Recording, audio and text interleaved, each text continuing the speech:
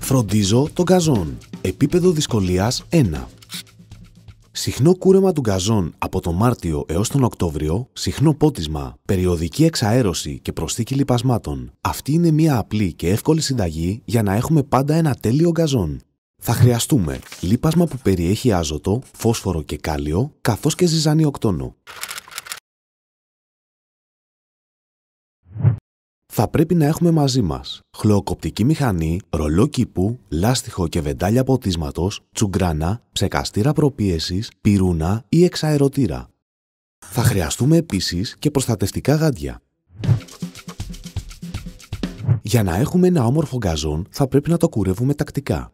Η επιλογή της χλωοκοπτικής μηχανής εξαρτάται από την επιφάνεια που θα πρέπει να κουρέψουμε και η αποτελεσματικότητα του κουρέματος εξαρτάται από το ακόνισμα της λάμας. Το ύψος της κοπής μπορεί να ρυθμιστεί για να διασφαλίσουμε το επιθυμητό αποτέλεσμα. Στην περίπτωση που το γκαζόν είναι ψηλό, περνάμε μία φορά τη χλωοκοπτική μηχανή με το μέγιστο ύψος κοπής και κατόπιν ξαναπερνάμε χαμηλώνοντας το ύψος κοπής.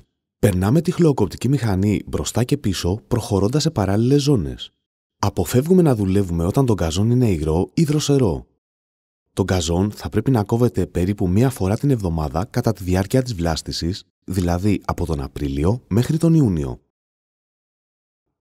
Μπορείτε να προσθέσετε το κομμένο γκαζόν στον κάδο του κομπόστ μαζί με τα άλλα φυτικά απορρίμματα για να βελτιώσετε την ποιότητά του. Αν κόβετε τακτικά τον γκαζόν σας, μπορείτε να αφαιρέσετε τον κάδο ώστε τα θρήματα να παραμείνουν πάνω στο φρεσκοκουρεμένο γκαζόν και να λειτουργήσουν ως φυσικό λίπασμα. Ονομάζεται τεχνική mulching. Κατά την καλοκαιρινή περίοδο είναι απαραίτητο να ποτίζουμε τακτικά τον γκαζόν για να ευνοήσουμε την ανάπτυξή του. Ποτίζουμε τις μικρές επιφάνειες με ένα απλό λάστιχο κατά προτίμηση το βράδυ για να μην εξατμιστεί μέρος του νερού πριν απορροφηθεί από το χώμα. Η σύνδεση με προγραμματιστή προσφέρει αυτόματο πότισμα και εξοικονόμηση νερού και χρόνου. Η πιο καλή λύση είναι χωρίς αμφιβολία το υπόγειο πότισμα. Οι εκτοξευτές νερού ή αλλιώς μπεκ πρέπει να έχουν τοποθετηθεί έτσι ώστε η ακτίνα τους να καλύπτει όλη την επιφάνεια του γκαζόν. Και εδώ συνιστάται η χρήση αυτόματου προγραμματιστή.